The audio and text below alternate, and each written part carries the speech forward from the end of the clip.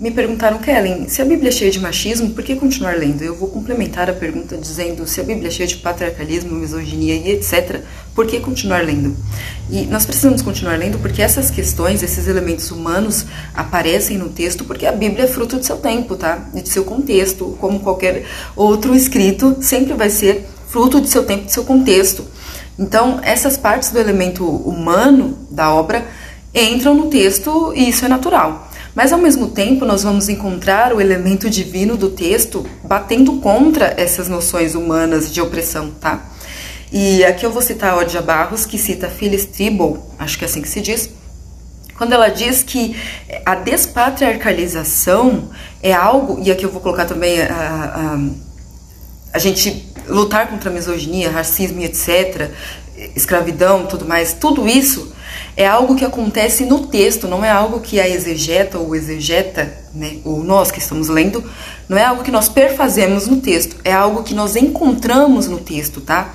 Essa é uma hermenêutica que já está lá. Nós vamos encontrar dentro do texto Deus lutando contra essas noções humanas de opressão e dominação. Então é natural que, assim como a vida é cheia de tensões e contradições, porque se trata do ser humano que é cheio de tensões e contradições, um texto que tem elementos humanos e que trata a respeito da vida que é cheia de tensões e contradições, esse texto também vai ser cheio de tensões e contradições, tá? E é normal, é natural isso.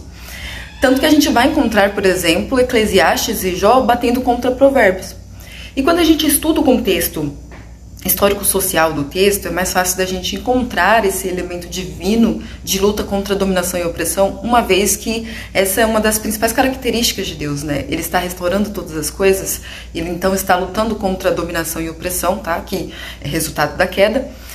E a gente encontra de forma mais clara quando a gente estuda o contexto, como por exemplo na carta de Paulo a Filemon. Se você entende o contexto ali, você vê Paulo falando com Filemon, você vai entender que Filemon deve ter tomado um choque terrível ao ler essa carta, porque quando Paulo diz para ele que ele tem que tratar seu escravo como ele trataria Paulo. Então, basicamente, o que Paulo está dizendo? Filemon, você ousaria me tratar como escravo?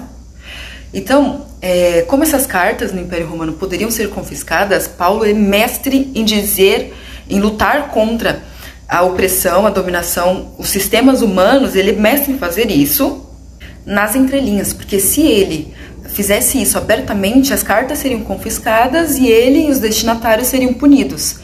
Então, para as pessoas que estavam recebendo as cartas, era mais fácil de identificar a subversão do que Paulo estava dizendo, tá? Porque eles conheciam o contexto histórico-social. Então, para que a gente possa, perceber da mesma forma que eles perceberam, a gente precisa, então, estudar o contexto histórico-social.